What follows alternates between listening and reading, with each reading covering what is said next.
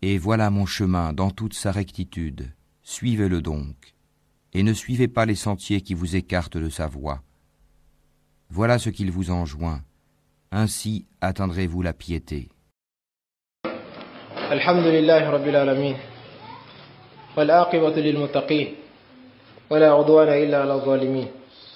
Wa sallallahu wa sallam ala nabiyyina Muhammad, wa ala alihi wa sahbihi ajma'in. Amma ba'du.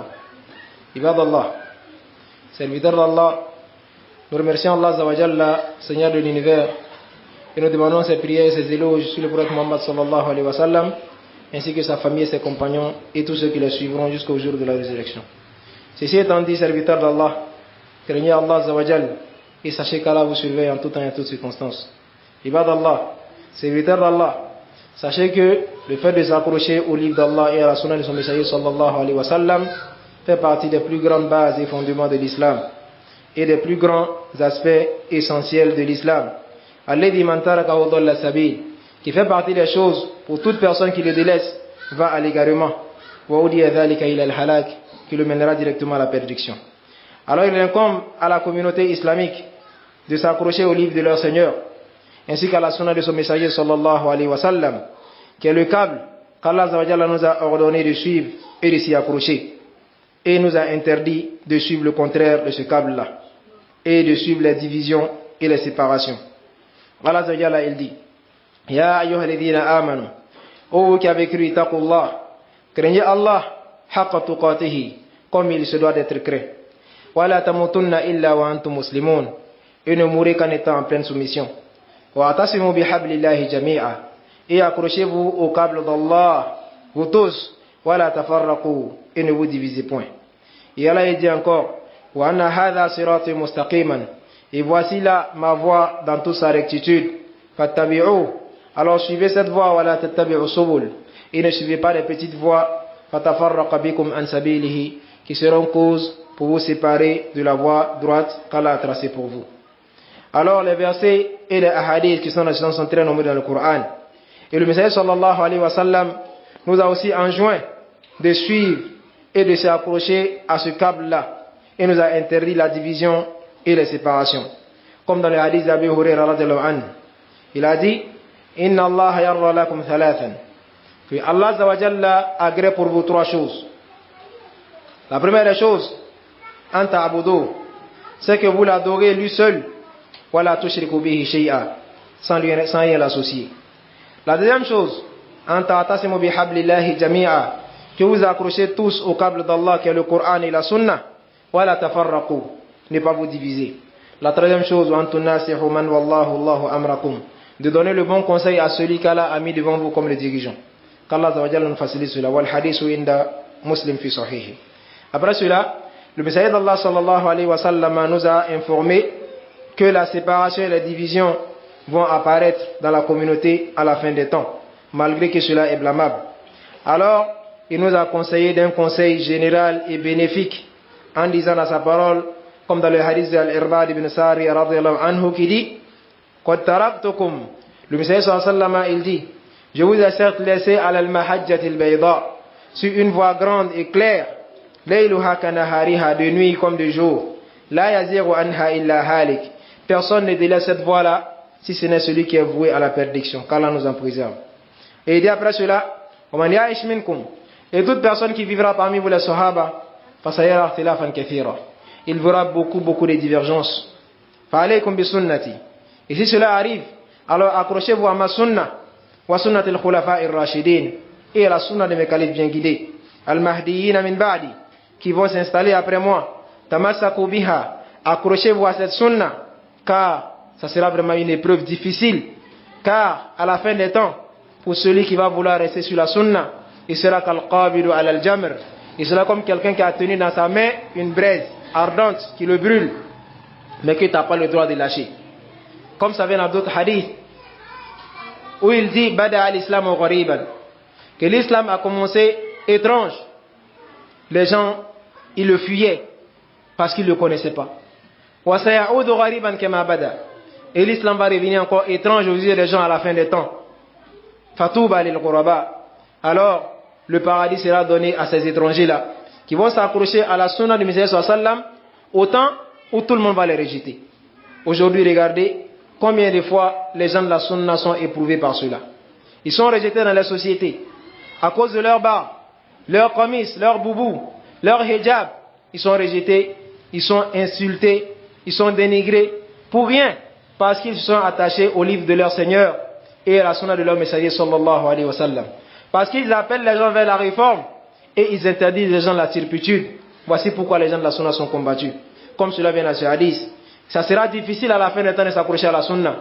Il dit alors tamassaku biha, accrochez-vous à cette sunna, wa abdu alayha bin nawajiz, et mordez-y avec les molaires, fa iyyakum, et prenez garde, wa muhdathatil umur, aux choses nouvelles dans l'islam. Car en ce moment, à la fin des temps, ce sont les choses nouvelles qui vont prendre ampleur. Ils seront nombreux. Chaque jour, on voit nouveau. Celui-là s'élève, il va créer quelque chose comme une adoration. Lui s'élève, il va créer quelque chose comme une adoration. Tu lui demandes quel est ton dalil, il se fâche, il dit toi tu es wahhabia. Parce que chez lui il n'y a pas de dalil. Mon papa il faisait ça, ma grand-mère faisait ça, mon grand-père faisait ça. Tu lui dis mais où sont les preuves? Il te dit là, laisse-moi, c'est vous les wahhabia, vous demandez preuves chaque fois. Taïeb, tu ne veux pas le suivre, il va te dénigrer pour cela. Ça sera très difficile de s'approcher à cela. Le messager sallallahu alayhi wa sallam nous dit de prendre garde des choses nouvellement introduites dans l'islam. فَإِنَّ كُلَّ مُحْدَثَةٍ بِدْعَةٍ, car toute nouvelle chose est hérésie. وَكُلُّ بِدْعَةٍ ضَلَالَةٍ, et toute hérésie est également rawahu ashabu sunan.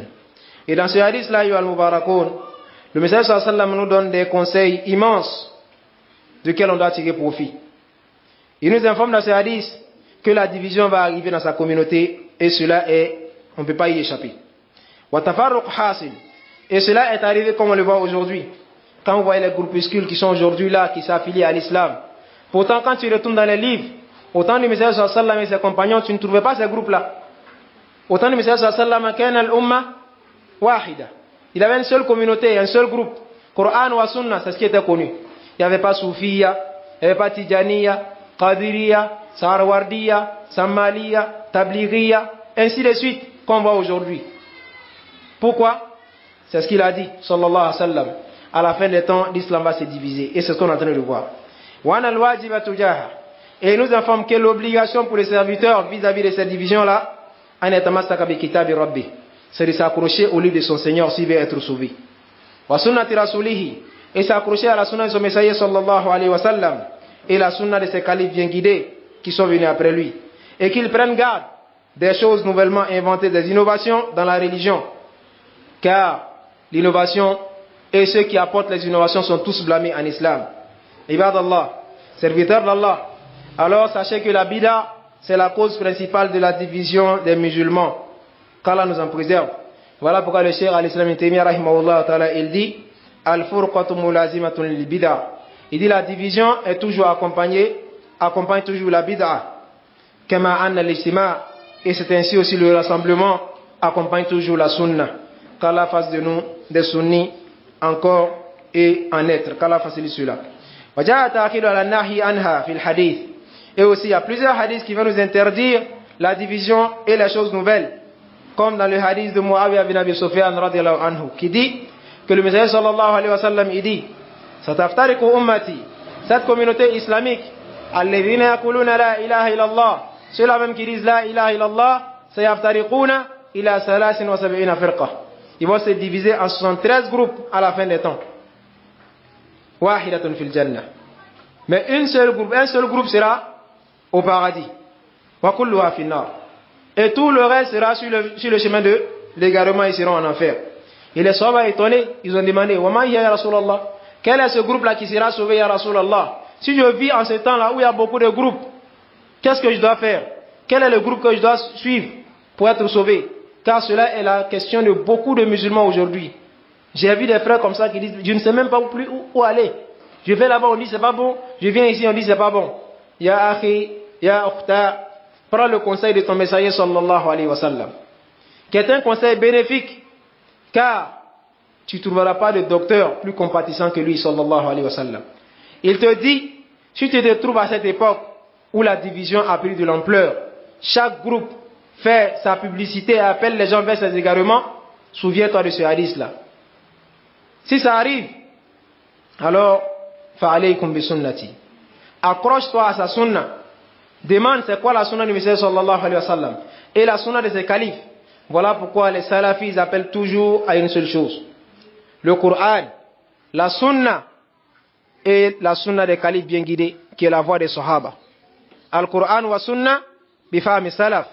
Suivre le Coran et la sunna avec la compréhension des pieux prédécesseurs, les premiers musulmans, pas avec la compréhension d'un tel et la compréhension des tels cheikh. Là, la compréhension des premiers musulmans, voici l'islam authentique si on veut vraiment avoir la guidée.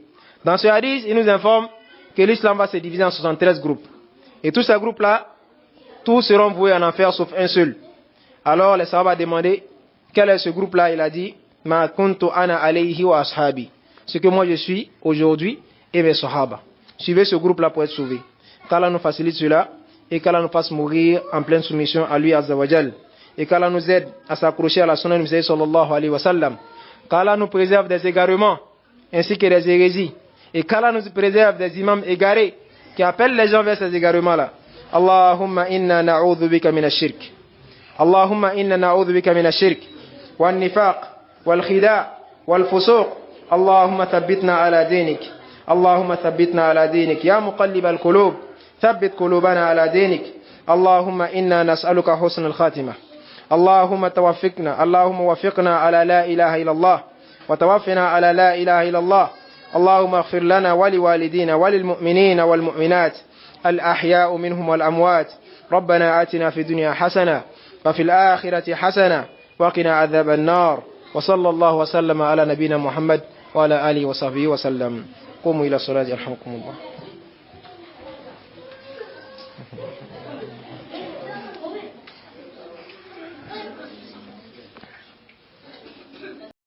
Et quiconque fait scission d'avec le messager, après que le droit chemin lui est apparu, et suit un sentier autre que celui des croyants, alors nous le laisserons comme il s'est détourné, et le brûlerons dans l'enfer. Et quelle mauvaise destination!